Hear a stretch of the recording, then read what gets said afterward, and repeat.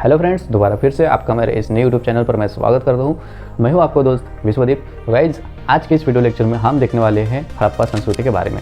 अगर आपने स्कूलिंग की होंगी, कॉलेजेस में अगर आप गए होंगे तो हमने हिस्ट्री में पढ़ा है कि हड़प्पा संस्कृति क्या है।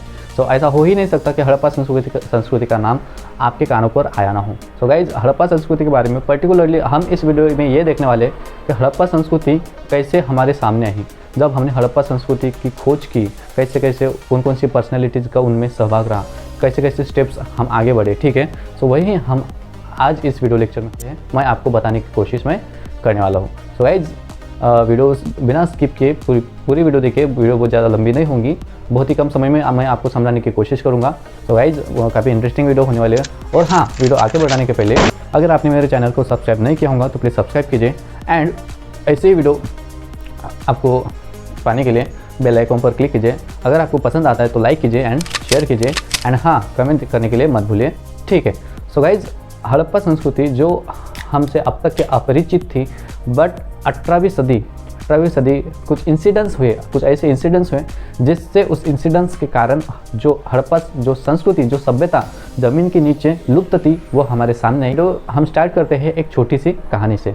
गाइज, क्या हुआ था कि ये बात है 1826 की, 1826 की, कि एक Charles masons east India company army के रिटायर्ड ऑफिसर थे, जिनका नाम था एक चार्ल्स मैसन, जो ईस्ट इंडिया कंपनी के जो आर्मी है, आर्मी से रिटायर्ड ऑफिसर थे, जो एडवेंचर में रुचि रखते थे। ठीक है, मतलब घूमना फिरना, कुछ नई चीज़ें देखना, वो एडवेंचर्स, उसमें उनकी रुचि थी। गाइज, क्या हुआ कि एक दिन कुछ नई उम्मीद के साथ वो अपने मकान में सुबह तकरीबन 5 बजे के करीब वो जाग गए, फ्रेश हुए एंड चाय पीने के लिए लिया, और चाय पीने के बाद तैयार हुए, अपना जो दुपट्टा रहता वो अपने पास लिया। ठीक है, अपने कुछ गन अपने साथ मिले और वो एडवेंचर के लिए निकल गए अपने वैन से। क्या हुआ, एक छोटा सा गांव है, सहीवाल एक डिस्ट्रिक्ट है पंजाब में। गाइज, एक सहीवाल करके एक डिस्ट्रिक्ट है, वहाँ पे एक छोटा सा गाँव है। वो गाँव में वो चले गए और डोंगर जैसा एक एरिया है, ऊंचा, जिसे हम टापू कहते हैं, माउंट कहते हैं, वहाँ पर वो गए, वहाँ ऊंची जगह पर खड़े हो गए। ठीक है, उन्होंने चारों ओर अपनी नज़र डाली। खड़े होने के बाद उन्होंने अपनी चारों ओर नज़र घुमाई, देखा। ठीक है, अगर उनको एडवेंचर्स में रुचि है तो उनका देखने का नज़रिया कुछ अलग ही रहता है। ठीक है, अगर आप साइकोलॉजिस्ट हो, अगर आप जियोलॉजिस्ट हो, ठीक है, आप जो भी टाइप के हो, अगर आप साइंटिस्ट हो, इंजीनियर हो, कोई डॉक्टर हो, तो हमारे देखने के नज़रिए अलग अलग रहते हैं। गाइज, उसी प्रकार उनको भी नज़रिया, उन्होंने वो ऊंची वाली माउंट पे वो खड़े हुए और चारों तरफ उन्होंने अपनी नज़र घुमाई, तो उन्हें इस जगह पे एक अलग ही साइन दिखे। ठीक है, एक अलग ही साइन दिखे, बट उन्होंने एक अंदाज़ा निकाला। ये सब देख के उन्होंने एक अंदाज़ा निकाला कि ये जगह मतलब ये जगह वह जगह होगी कि जहाँ अलेक्जेंडर ने किंग पोरस को हराया था। ठीक है, मतलब 400 BC के तकरीबन की ये बात है, कंफर्म नहीं पता, बट उन्होंने एक अंदाज़ा लगाया, वो माउंट पर खड़े हुए और उन्होंने एक अंदाज़ा लगाया कि ये जो जगह होगी, वेरी एग्जैक्टली ये जो जगह है, ये जगह वो है कि जो अलेक्जेंडर था, अलेक्जेंडर का नाम आपको पता ही है, तो अलेक्जेंडर ने किंग पोरस को हराया था, वो वाली ये जगह होगी, ऐसा उन्होंने एक अंदाज़ा लगाया। Second visit Alexander Burnes, Charles Masson के बाद अलेक्जेंडर बर्नर ने क्या किया कि उसी सेम जगह पर आया। उसने भी सोचा कि यह एक महत्वपूर्ण जगह है। जब उन्होंने भी ये जगह देखी तो उनको भी ये लगा कि ये एक इम्पोर्टेंट जगह है, परंतु वह इस महत्वपूर्ण जगह का अंदाज लगाने में असफल रहा। सेकेंड प्राइज किसने किया? अलेक्जेंडर बर्नर ने, लेकिन उसने भी इस जगह को परफेक्टली आइडेंटिफाई नहीं कर पाया, वो असफल हो गया, वो फेल हो गया। देन थर्ड विजिट हुई 1850 को। अलेक्जेंडर कनिंघम द्वारा 1850 को थर्ड विजिट हुई।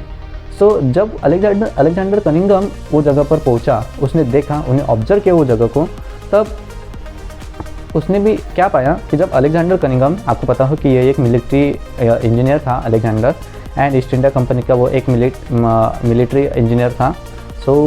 इनके आर्कियोलॉजिकल में काफ़ी दिलचस्पी थी इनको।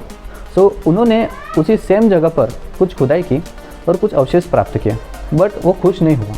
उन्होंने जो अवशेष पाए उनसे वो खुश नहीं हुए, and he was not impress. तो उन्होंने अपना प्रयास यहीं पे छोड़ के वो चले गए। देन उसके बाद फोर्थ विजिट हुई 1872 को 1850 के बाद 1872 को अलेक्जेंडर कनिंघम दोबारा फिर से वही जगह पर आए। वो अब आर्कियोलॉजिकल सर्वे ऑफ इंडिया का डायरेक्टर जनरल था। So director general of archaeological survey of India का डायरेक्टर जनरल के पद पर वो काम देख रहे थे।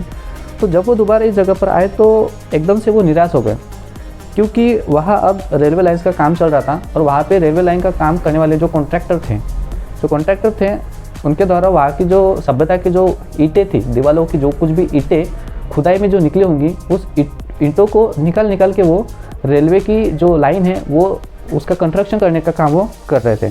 सो इस बार क्या हुआ, कनिंघम को स्टोन के stools, ancient pottery, seal with a बल एंड स्ट्रेंज राइटिंग मिली। ठीक है, इतनी चीज़ें अब अलेक्जेंडर को मिल गई थी। बट उन्होंने जो सील देखा, उस सील में उन्होंने बैल का चित्र देखा, बल देखा, बट उसके पीठ पर हम्प नहीं था। मतलब जो हम देखते हैं अपने बैल के ऊपर पीठ पर एक ऊंची जगह होती है, हम्प, वो नहीं था। तो उसी के कारण अलेक्जेंडर कनिंघम को क्या लगा कि यह कोई फॉरेन सील होगी, यह कहकर उसने भी अब इस बात पे ज़्यादा गौर नहीं किया। देन आफ्टर सम ईयर, कुछ सालों बाद, अर्ली 20th सेंचुरी का जो जब पीरियड चल रहा था, तब archaeological survey of India Harappa and Mohenjodaro में खुदाई की। थोड़ा प्रोनाउंसिएशन में थोड़ा दिक्कत हुआ। सो आर्कियोलॉजिकल सर्वे ऑफ इंडिया ने क्या किया, जो हड़प्पा एंड मोहनजोदड़ो में खुदाई की और शुरुआत में हुई वास्तविक में एक ऐसी दुनिया, एक ऐसी सिविलाइजेशन की खोज की जो अब तक सबसे अनजान थी। ठीक है, सो ये अर्ली 20th सेंचुरी में ये प्रयास किया गया आर्कियोलॉजिकल सर्वे ऑफ इंडिया की तरफ से हड़प्पा एंड मोहनजोदड़ो इस स्थान पर। ठीक है, सो अब दुनिया के सामने जो बहुत सालों पुरानी जो सभ्यता दुनिया के सामने आने वाली थी। ओके, सो देखिए अब क्या हुआ कि जो पंडित हीरानंदा शास्त्री जो आर्कियोलॉजिस्ट थे, इनको क्या लगा कि यहाँ खुदाई करने जैसा कोई है ही नहीं। सबसे पहले उन्होंने अपना व्यूज़ दिया।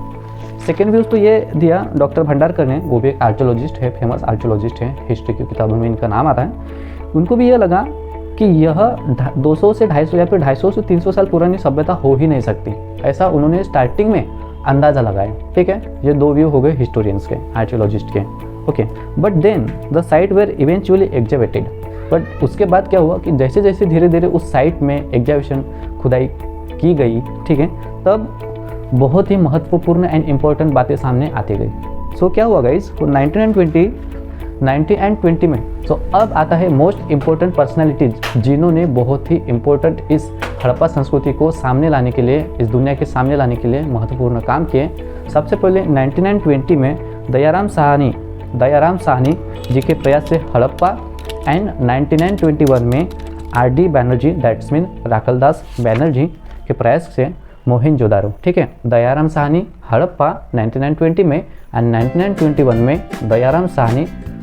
राखलदास बैनर्जी के प्रयासों से मोहनजोदड़ो।